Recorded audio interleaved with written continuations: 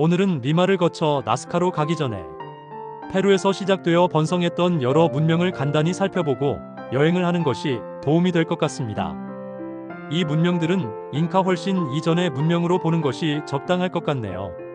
가장 오래된 문명으로는 아메리카 최초의 도시 문명으로 카랄 문명을 시작으로 차빈 문명, 파라카스 나스카 문명, 모체 문명, 와리 띠아오아나꼬 문명, 치무차 차포야스 문명, 그리고 마지막으로 잉카 문명 순으로 발전을 하였고 각각 고유한 건축, 예술, 사회 시스템을 발전시켜 왔습니다.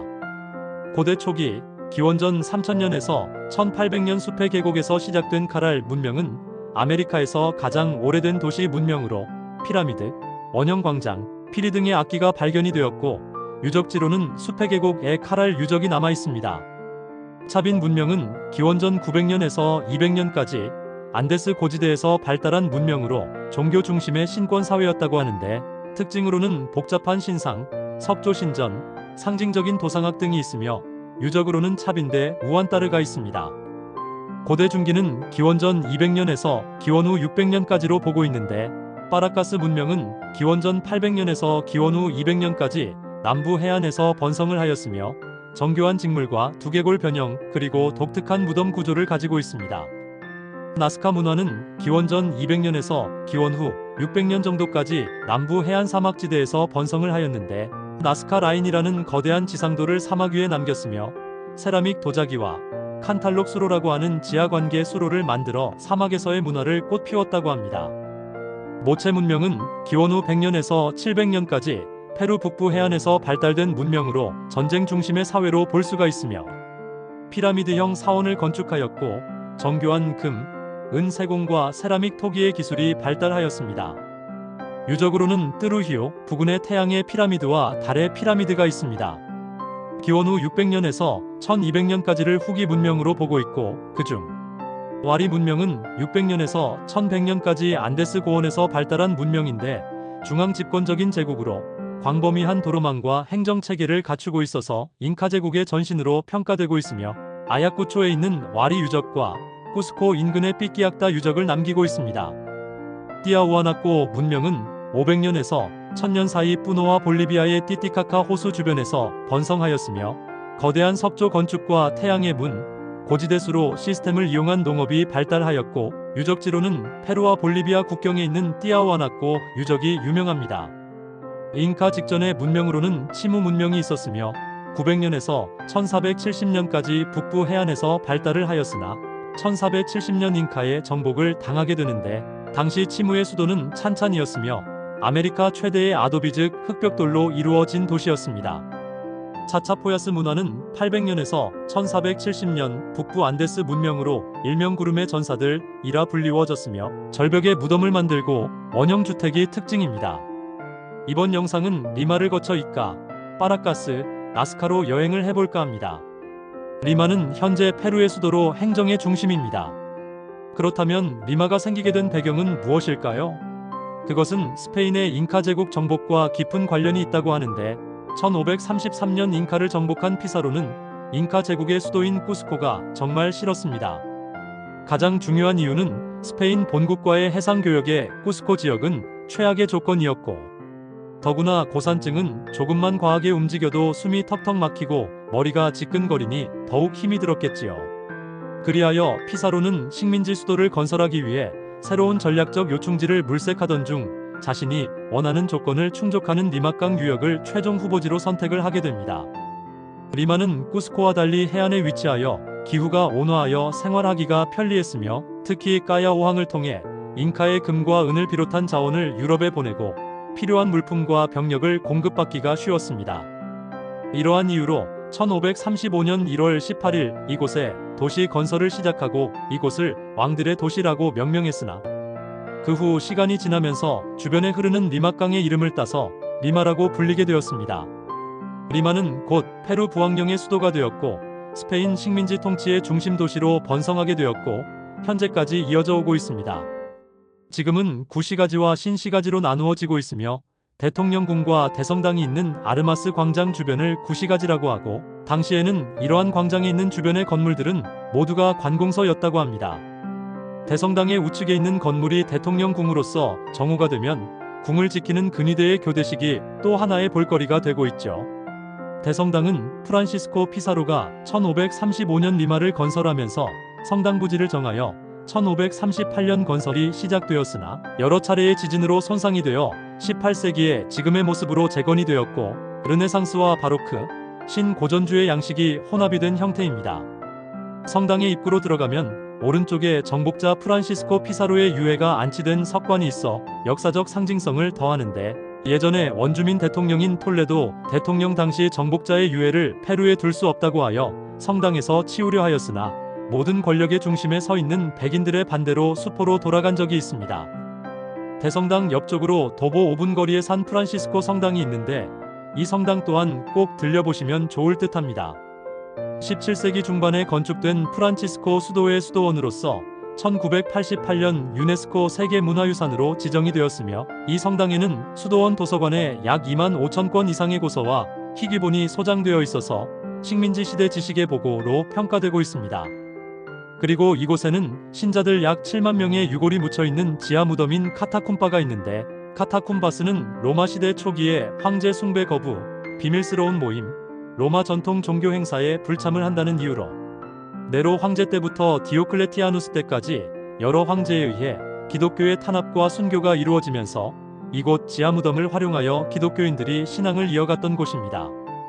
대표적인 카타쿰바는 로마의 산 칼리스토 카타쿰바가 있으며, 약 20km에 이르는 지하 통로로 수많은 순교자와 교황들의 무덤이 있다고 합니다. 페루의 산 프란시스코 성당의 카타쿰바는 그 전통을 받아 만들어진 것입니다. 특이한 것은 내부에 하얀색 회칠을 해놓았는데, 회를 반죽할 때 물이 아닌 계란 흰자를 이용해 반죽을 하였다고 합니다. 신시가지는 미라플로레스 중앙의 케네디 공원을 중심으로 해변가, 주위가 현대식 건물과 쇼핑센터로 이루어져 있습니다. 리마에서 나스카까지는 약 450km 정도인데, 쉬지 않고 갈 경우 관광버스로는 약 7시간 정도 걸리는데, 도중에 이카, 바이에스타를 보고 가면 훨씬 많이 걸리겠죠. 파라카스까지 약 260km를 버스로 이동을 하다 보면 주위에는 황량한 사막이었으나 요즘은 사막 위에 농장들이 생겨서 사막답지 않게 푸른 모습을 볼 수가 있습니다. 가는 도중 친차를 지나게 되는데, 친차 문명은 기원 후 900년경부터 1450년까지 번성했던 문명이며, 특히 무역과 해양 활동으로 유명했습니다. 유적지로는 와카 델 로스 사크리피시오스가 널리 알려져 있습니다. 주로 배낭 여행을 하시는 분들 중 고고학에 관심이 많은 분들이 많이 찾는다고 하네요. 희생의 와카라고 하며 과거 친차인들의 종교의식이 행해지던 곳으로 주로 인신공양 등의 의식이 진행되던 곳이라고 합니다. 주로 해양 활동을 많이 하였던 부족들이어서 잉카의 정복을 당한 후에도 그들은 잉카 내에서 중요한 역할을 했다고 합니다.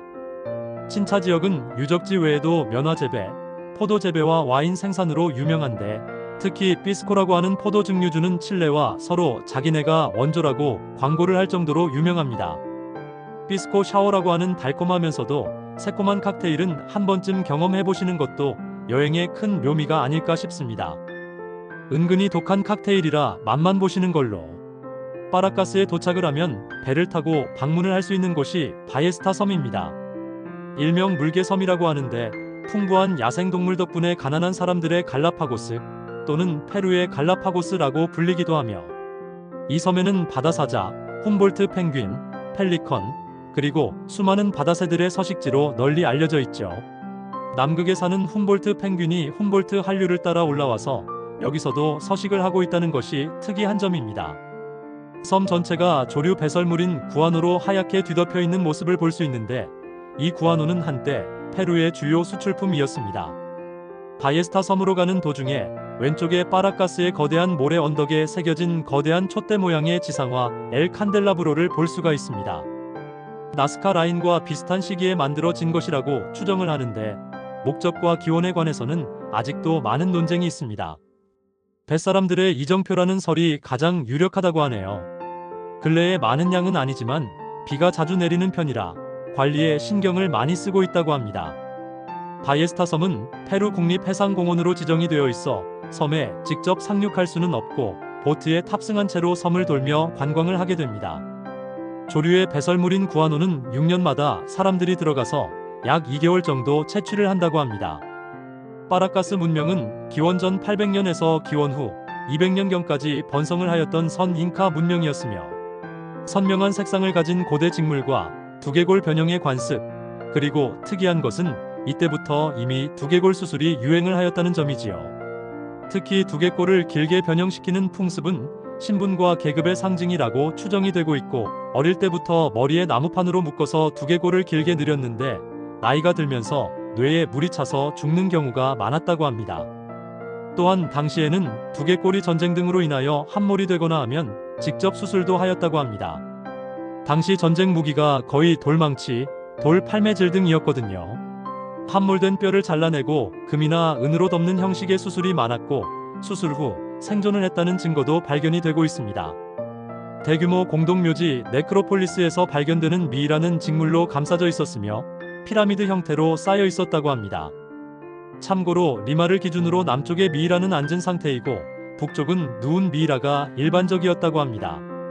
이 칸은 파라카스 이후 나스카 문화로 이어지는 지역에 자리를 잡고 있으며 후에 와리 문명과 잉카 제국의 지배를 받은 것으로 알려지고 있습니다. 스페인 정복 후 이 칸은 포도, 올리브 재배의 중심지로 발전을 하였고 17세기부터 피스코 브랜디 생산으로 유명해졌습니다.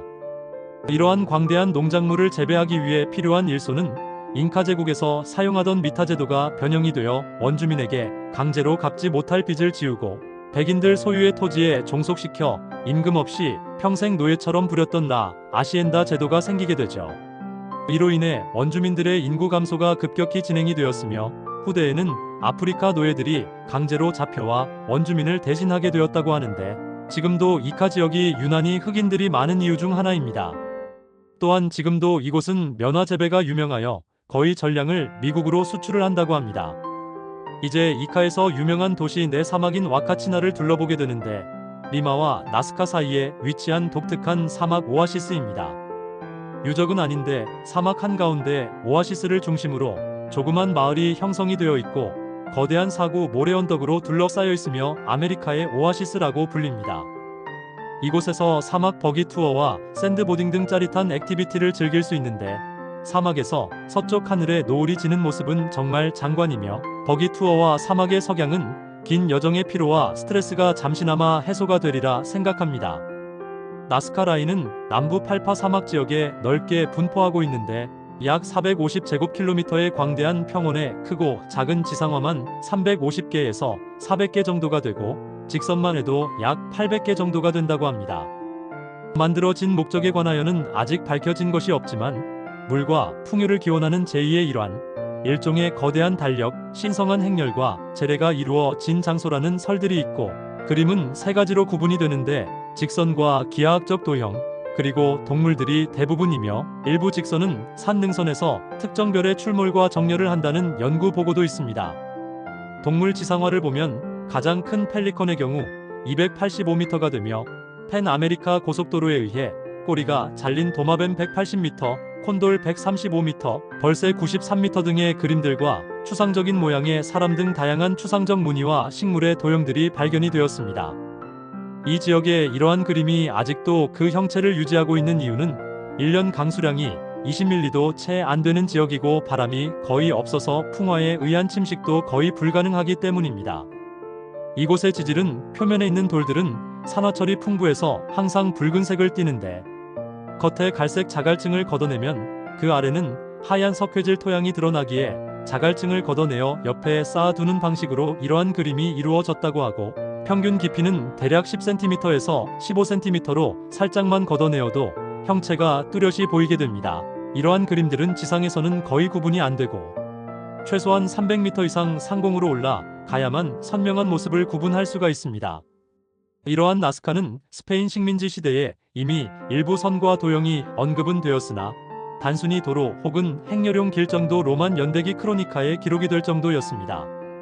19세기 후반에 페루를 탐험하던 지리학자, 여행가들이 나스카 평원에 거대한 선이 있다는 사실은 알았지만 규모와 의미는 파악을 하지 못하고 흘려버렸는데 1927년 페루 고고학자인 토리비오 메기아 세스페데스 역시 나스카 평원을 조사하던 중 직선과 도형 등을 발견하고 학회에 보고를 하였지만 주목을 받지 못하였고, 그 후 항공기의 발달로 1920년대 민간 항공 조종사들에 의해 라인 전체의 윤곽이 관찰이 되면서 1927년 학계에 보고되었던 보고서를 제대로 살피게 되고 국제적 관심으로 확대가 되었습니다. 1939년 미국의 역사학자인 폴 코소크가 항공 촬영 도중 거대한 새 도형을 발견하고 나스카 라인을 세계 최대의 천문학책이라고 명명하게 됩니다. 그 후 1940년에서 1998년까지 독일의 수학자 겸 천문학자인 마리아 라이의 여사가 약 50여 년간 라인 연구 및 보존 활동을 하며 라인의 측량, 지도화, 천문학적 연구 등을 하며 평생을 나스카 라인 연구에 바치게 되었고, 그 결과 마리아 라이의 여사는 지금까지도 페루에서는 나스카의 수호자라는 칭송을 받고 있습니다. 나스카는 1984년 유네스코 세계문화유산으로 지정이 되었고, 정부의 허락이 없이는 팔파 지역의 지상화를 보존을 위해 들어갈 수 없도록 곳곳에 팻말이 세워져 있습니다. 2018년 이후로 페루 문화부와 일본 야마가타 대학이 합동으로 드론을 이용한 조사를 실시하여 약 50개의 새로운 지상화를 발견을 하였으며, 2022년에는 AI 드론 분석을 통하여 추가로 168개의 지상화가 확인이 되었다고 합니다. 나스카 직물을 연구해본 결과 현대의 낙하산을 만드는 직물보다 더 세밀한 직물을 만들었다는 점과 지상화 중간중간에 불을 피운 흔적이 있어서 이러한 거대한 그림을 그릴 때는 열기구를 만들어 위로 올라가서 보면서 그렸다고 하는 설도 있는데, 최근에 소형 토토라 배 모양의 사람이 타고 열기구를 만들어서 실험을 해본 결과 상공에서 약 25분간 체류가 가능했다고도 합니다. 하지만 실제로 그러했는지는 알 수가 없습니다. 나스카와 팔파 일대에는 고대 나스카 문명과 이전 문화인 파라카스 문화의 흔적인 대규모 고분군이 지금도 발견이 되고 있는데, 대표적으로 차우치아 묘지가 가장 잘 알려져 있으며 나스카시 남쪽 약 30km 지점으로 사막지대에 자리하고 있습니다. 1920년대부터 알려지긴 하였으나 본격적인 조사와 보호는 1990년대 이후에 시작이 되어 많은 묘지가 도굴을 당하였다고 합니다. 시신은 앉은 자세로 매장되어 있으며 대부분 정교하게 짠 면직물과 장신구가 함께 발견되고 있습니다. 파라카스 문화의 매장 방식은 집단 묘역에 다수의 시신을 함께 매장을 하였다고 합니다. 그리고 나스카인들은 칸달록 수로라는 독특한 관계 수로를 만들어 사용을 하였는데, 지하에 수로를 내고 중간에 구멍을 뚫어 물을 사용하는 방식으로 돌로 만들어진 수로는 중간중간 나선형의 환기구를 통해 물을 길어 사용하였으며 이를 푸키오라고 불렀습니다. 건조한 사막 기후에 자연 증발을 막기 위해 만든 나스카 문명의 뛰어난 기술력을 보여주는 대표적인 유적지이며, 이 유적지는 오늘날까지도 당시의 수로를 이용해 농업용수로 사용을 하고 있습니다. 이제 나스카 비행장에서 약 30분간 비행을 하면서 대략 큰 그림들만 보게 되실 겁니다. 경비행기라서 많이 흔들리는데 그림을 찾는데 집중을 하시면 멀미를 하지 않을 겁니다. 이로써 일반 패키지 여행을 하시는 분들의 일정은 끝이 났네요.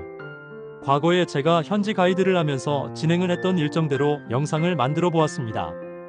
적지 않은 나이에 독학으로 영상을 만들어서 많이 서툴고 어색하네요. 다음 영상은 유럽사와 연결을 하여 엘도라도, 옛 꿈이 유럽에 일어나게 된 배경을 살펴볼까 합니다. 그리고 미처 못다 해드린 잉카의 얘기도 좀 더 살펴보는 영상을 만들어 보겠습니다. 좋은 여행 꿈꾸시고 구독, 좋아요 많이 해주세요.